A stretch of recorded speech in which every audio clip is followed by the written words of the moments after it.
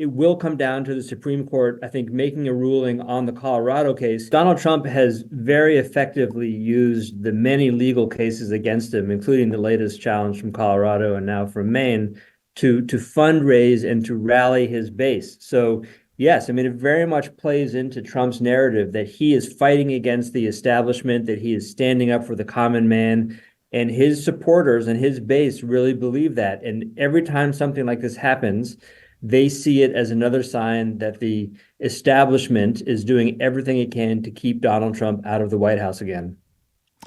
And we've already seen two states now. I mean, is this a pattern that's likely to be followed, or is Colorado and Maine outliers when it comes to how they do their sort of nominations elections? Well, every state is different, so it gets a little complicated. But there are actually, besides Colorado and Maine, there are 14 other states where there are active legal cases sort of looking at this question of should Donald Trump be on the ballot. Some of the states are more important than others because they're battleground states and Donald Trump has a chance of winning them. Some of them are less important because they're Democratic states that Donald Trump would never win anyway. But this is definitely an issue that's being talked about and fought about in, I'd say, about a quarter of the states, or maybe 20% of the states. And as your previous commentator said, it will come down to the Supreme Court, I think, making a ruling on the Colorado case, and that decision could set the tone for the rest of the country. And I mean, nobody likes to prejudge, what sort of judgment can be handed down by a court. But for somebody that's thousands of miles away across the water, that looks at the U.S. Constitution and sees that there's actually no provision for somebody even in jail to not be made president if they win the most votes, I find it difficult to see how the Supreme Court wouldn't allow him to stand. Well, I mean, it comes down to this, Section 3 of the 14th Amendment, which says someone may not be is ineligible for office if they have engaged in insurrection or rebellion. So there are a couple questions here: is did Donald Trump engage in insurrection? Does he have to be found guilty in a court for that to apply? And even if he is found guilty of having engaged in insurrection, does it matter if he was president? Did he have sort of presidential immunity from those charges? So. But you're right. I mean, the U.S. Constitution, besides that clause, is very clear. There are very few requirements. Donald Trump could be found guilty in other cases this year. He could be sentenced to jail and still be eligible to run for president and to be president. Now, in terms of likely challengers, I'm looking at the Republican field, and it's pretty slim pickings. I'm not going to lie, Lewis. You're not seeing anybody that's really kind of coming out of the pack that can take him on. And if, for example, this is upheld and he's not allowed to stand in certain states, and his presidency is sunk legally, it looks like a fallow year for the Republicans.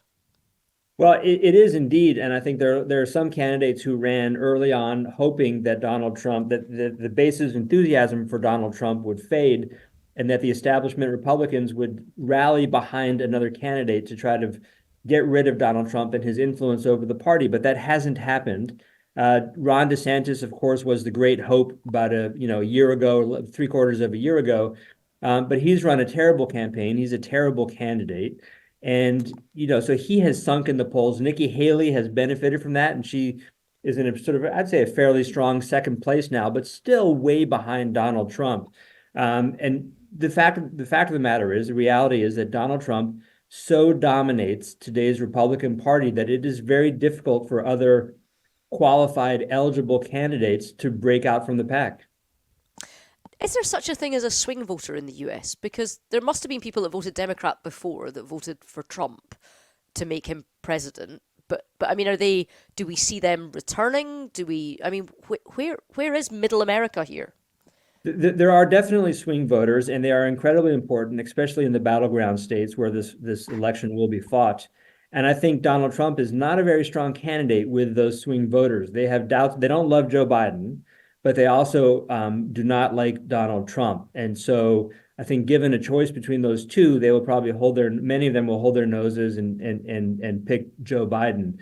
But there are, in addition to these swing voters, what's incredible to me is that there are still something like 10 to 15% of American voters are undecided in a contest between Biden and Trump. And these are two men who have been very much on the public scene for the last, Joe Biden for 50 years and Donald Trump for many, many years.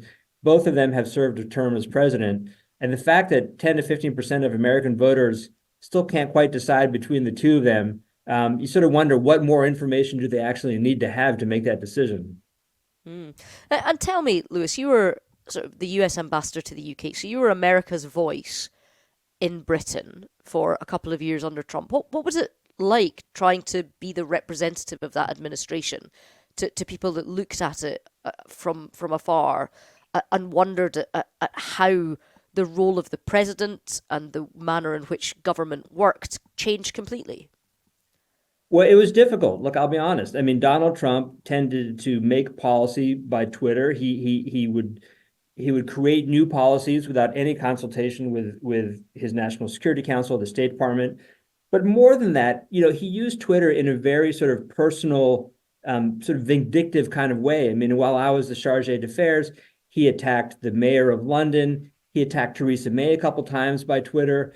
And it's sort of an extraordinary position to be the senior diplomat in London and have your US president attacking the prime minister, the UK, the British prime minister, over, really sort of petty, trivial kind of things. But I don't think diplomats had ever faced situations like that before Donald Trump was president. And I think the diplomatic corps, I'm retired now, but the diplomatic corps in America, I think, is holding their breath and honestly sort of hoping we don't return to 4 more years of diplomacy and policy making by social media.